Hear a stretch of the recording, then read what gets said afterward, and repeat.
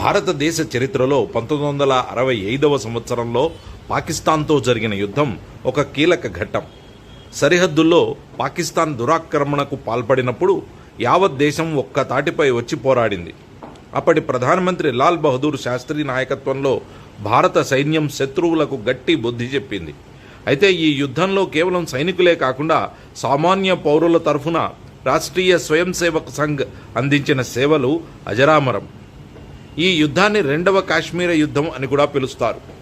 1965లో August September నెలల్లో యుద్ధం తీవ్ర రూపం దాల్చింది. సైన్యం సరిహద్దుల్లో శత్రువులతో పోరాటంలో ఉండగా ఇటు దేశం లోపల శాంతి భద్రతలను కాపాడటం, రవాణా వ్యవస్థను క్రమబద్ధీకరించడం ప్రభుత్వానికి సవాలుగా మారింది. అప్పటి ప్రధాని లాల్ బహదూర్ శాస్త్రి నాడు ఆర్ఎస్ఎస్ సర్ సంఘచాలక్గా ఉన్న శ్రీ గురూజీ అంటే శ్రీ మాధవ సదాశివరావు గోల్వాల్కర్ సహాయాన్ని కోరారు. దేశం ఆపదలో ఉన్నప్పుడు రాజకీయాలకు అతీతంగా స్పందించడం సంఘం సిద్ధాంతం. సంఘ్లో నిరంతరం అదే నేర్పిస్తారు.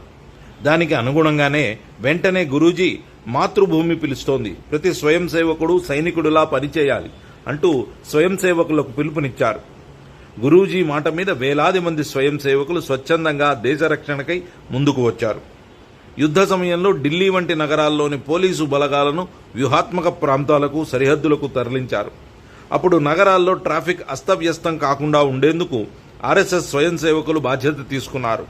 కాకి నిక్కర్లు, తెల్ల చొక్కాలు ధరించిన వేలాది మంది స్వయం సేవకులు ట్రాఫిక్ సిగ్నల్స్ వద్ద నిలబడి ట్రాఫిక్ నియంత్రించారు. దీనివల్ల రక్షణ దళాల వాహనాలు ఎక్కడా ఆగకుండా యుద్ధక్షేత్రానికి చేరుకోగలిగాయి. కాశ్మీర్లోని శ్రీనగర్ విమానాశ్రయం అప్పట్లో అత్యంత కీలకమైనది. పాక్ విమానాలు బాంబు దాడులు చేస్తున్నప్పుడు వాటిని తిప్పికొట్టే క్రమంలో శ్రీనగర్ విమానాశ్రయ రన్వే ఎంతో ముఖ్యమైనది. ఇది దెబ్బతినకుండా చూడటం, రన్వేపై ఉన్న మంచును తొలగించడం అత్యవసరం. సైన్యానికి అదనపు బలం కావాల్సి వచ్చినప్పుడు స్థానిక ఆర్ఎస్ఎస్ స్వయం సేవకులు ప్రాణాలకు తెగించి రన్వే శుభ్రం చేయడంలోనూ, యుద్ధ విమానాలకు మార్గం సుగమం చేయడంలోనూ ఎంతగానో తోడ్పడ్డారు. యుద్ధంలో గాయపడిన సైనికుల కోసం ఆర్ఎస్ఎస్ కార్యకర్తలు స్వచ్ఛందంగా రక్తదానం చేశారు. మిలిటరీ ఆసుపత్రుల్లో రక్తం కొరత రాకుండా చూడటంలో సంఘ్ ప్రధాన పాత్ర పోషించింది. అలాగే రైల్వే స్టేషన్లలో సరిహద్దులకు వెళ్లే సైనికులకు ఆహారం, నీరు అందిస్తూ వారి మనోధైర్యాన్ని పెంచారు. సరిహద్దు గ్రామాల్లోని ప్రజలను సురక్షిత ప్రాంతాలకు తరలించడం, వారి పునరావాసం కల్పించడంలో స్వయం సేవకులు ముందున్నారు. 1965 యుద్ధం కేవల సైనిక విజయం మాత్రమే కాదు, ఇది భారత పౌర సమాజ ఐక్యతకు నిదర్శనం. ఆ ఐక్యతలో ఆర్ఎస్ఎస్ ఒక బలమైన శక్తిగా నిలిచింది. నేషన్ ఫస్ట్ అనే నినాదంతో వారు చేసిన సేవలు నేటికీ చరిత్రలో సువర్ణాక్షరాలతో లిఖించబడ్డాయి.